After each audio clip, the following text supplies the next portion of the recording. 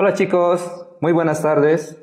Toda la gente que nos acompaña el día de hoy en esta nueva sesión de lo que es Angular desde cero, nuestra segunda clase. Estoy emocionado de poder compartir nuevamente un poco más acerca del desarrollo web y en este caso vamos a hablar ya de las herramientas que nosotros vamos a utilizar a lo largo del curso para empezar a desarrollar.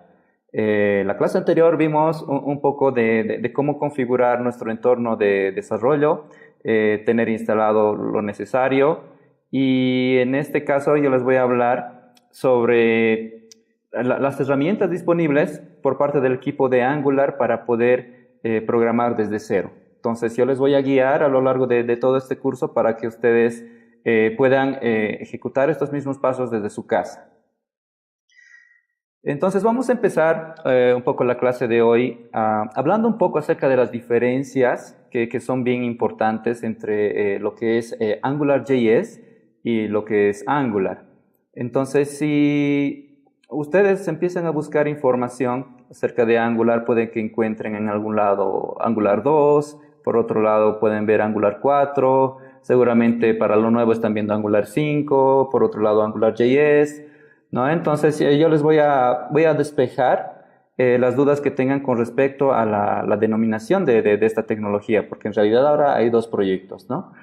Entonces vamos a empezar por la primera. Les voy a hablar un poquito acerca de AngularJS. No vamos a entrar muy a fondo en esto, pero sí me gustaría rescatar los puntos más importantes que se tienen para AngularJS. Sucede de que este proyecto se ha hecho bastante popular y obviamente eso en parte fue porque estaba patrocinado por Google. Y no solo eso, porque también se utilizaban algunos conceptos que resultaron ser bastante interesantes y pegaron muy fuerte en el tema del desarrollo de aplicaciones web. Y bueno, entonces AngularJS en realidad es un framework JavaScript, ¿no? Y eso significa que para poder desarrollar en este framework tú necesitas usar JavaScript, aunque últimamente tú puedes utilizar, por ejemplo, TypeScript, no es ningún impedimento, eso es también algo interesante.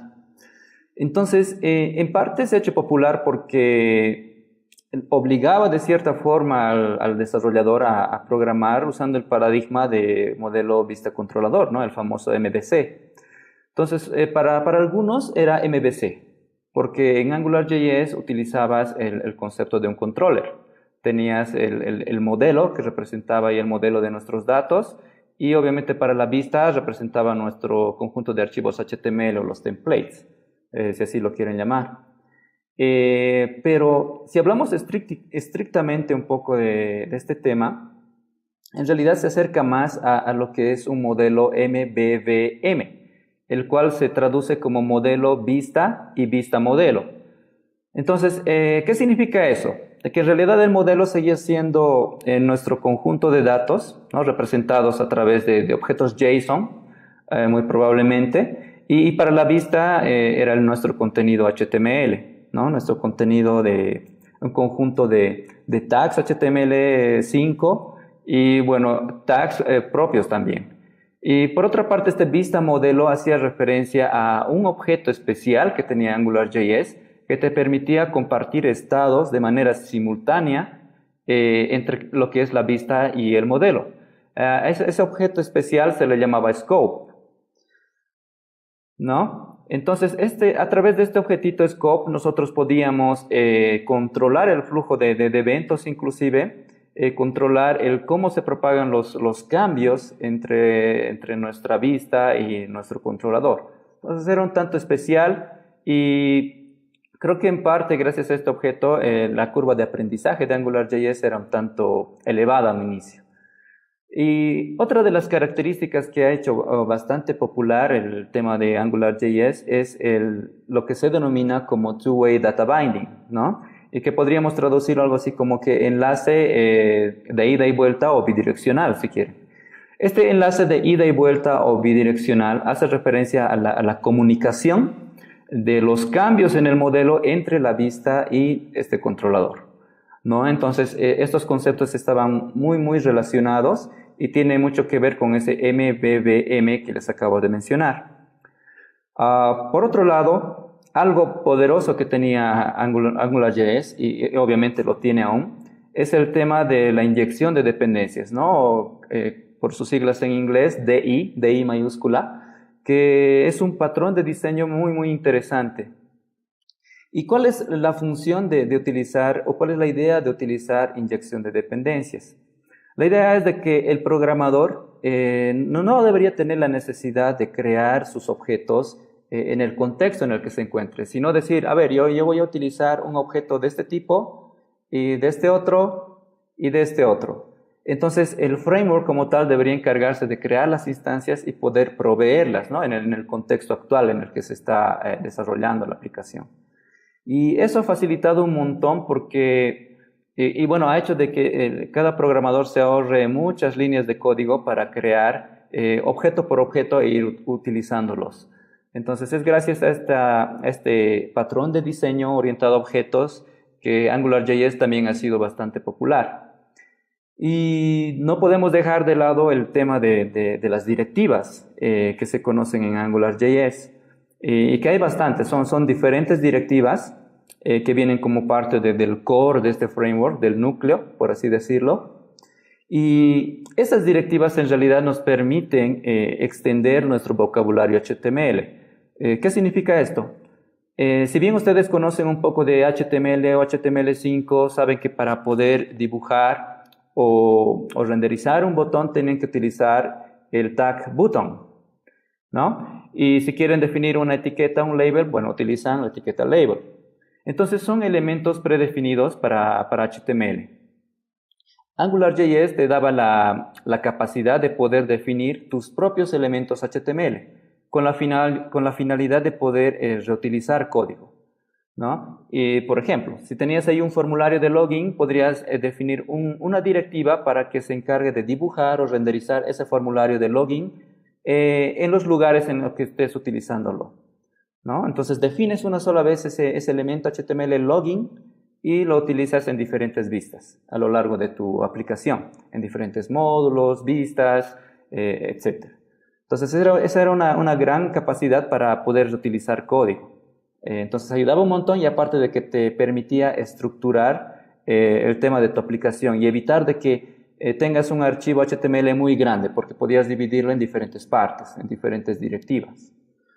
Y otro punto bien importante en lo que es AngularJS es justamente el testing, porque al ser JavaScript y al ser un código que es interpretado, que no se compila, entonces como que el desarrollador tiene que ver la forma de asegurarse la calidad de su código, ¿no? De ver de que una función realmente esté haciendo su trabajo y obviamente poder cubrir con la mayor cantidad de escenarios posibles para el testing de su controlador, de cada una de sus funciones.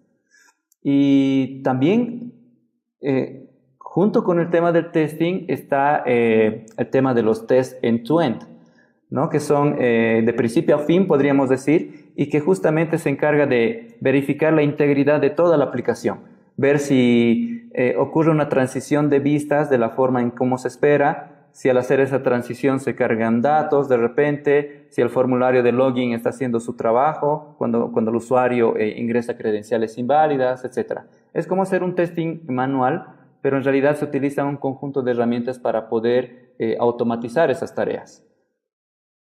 Entonces, estas son las características, digamos, más importantes que ha tenido AngularJS y que nuevamente, como les menciono, ha permitido de que este framework sea tan popular hoy en día. Y obviamente vale la pena resaltar de que AngularJS sigue siendo un proyecto activo, todavía se siguen arreglando bugs y es probable de que saquen una nueva versión. Actualmente se tiene la versión 1.6 y es posible de que se venga la versión 1.7. Y eso se debe a que de momento hay un montón de gente que todavía está utilizando este framework. Hay cientos de miles de aplicaciones que en la actualidad están utilizando AngularJS, ¿no? Y bueno, la verdad es que yo también lo sigo utilizando en algunos proyectos grandes que han iniciado hace un par de años y que todavía siguen creciendo, siguen evolucionando. Entonces, podríamos seguir hablando mucho más acerca de AngularJS.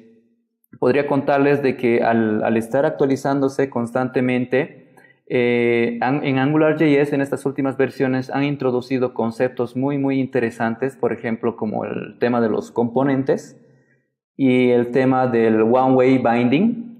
O sea, y ya no necesariamente tienes que usar siempre el two-way data binding, sino que también puedes crear un enlace en una sola dirección. ¿A qué me refiero? Un enlace entre el controller y la vista, en ese sentido, o en el sentido inverso.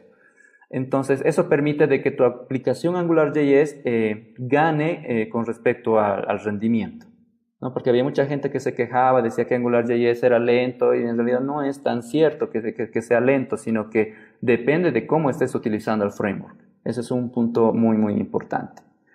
Y obviamente, ¿por qué les digo esto? Que si es que ustedes ya conocen AngularJS, existen mecanismos para poder actualizar tu proyecto a la nueva versión de Angular, ¿no? Y obviamente es mucho más transparente, es más fácil para el desarrollador hacer una migración si es que estás utilizando lo último que te ofrece AngularJS, que son los components, ¿no? Los components en Angular, justamente.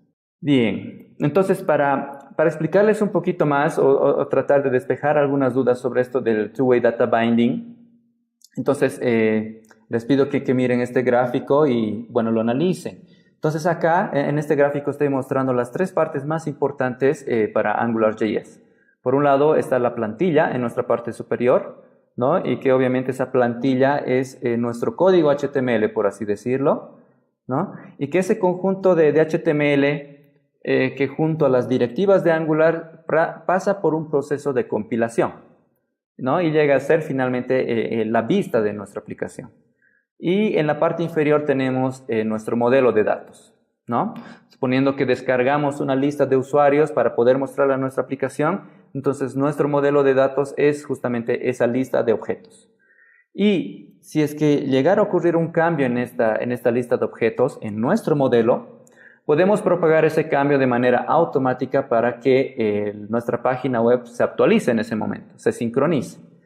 Entonces ahí en la parte derecha ven esa flechita que dice si el modelo cambia, la vista cambia, se actualiza, ¿no? Esa es una parte del binding, es solamente una sola, en un sentido, una dirección. Pero ahora, ¿qué ocurre si nuestro usuario empieza, por ejemplo, a editar esos datos en nuestra vista? Empieza a jugar un poco con el formulario y va cambiando los valores. Entonces, al hacer cambios en nuestra vista, nosotros podemos propagar esos cambios y hacer de que se sincronice con el modelo que conoce el controlador. Entonces, en ese caso tenemos la flecha que está en la parte izquierda y que justamente menciona de que si la vista cambia, el modelo también cambia, se actualiza o se sincroniza, ¿no? Podemos utilizar ambos términos en este caso. Entonces, como hacemos una actualización en un sentido y también en el otro, es justamente por eso que se conoce como two-way data binding. Y bueno, me voy a adelantar un poquito y les voy a comentar de que este principio justamente es uno de los pocos que se ha conservado para la nueva versión de Angular. Y bueno, como habrán visto hasta el momento, AngularJS todavía sigue siendo cool, todavía se sigue usando y la verdad uno no deja de aprender con AngularJS, porque como les acabo de mencionar, es algo que se sigue manteniendo y obviamente el equipo de Angular no está descuidando este proyecto.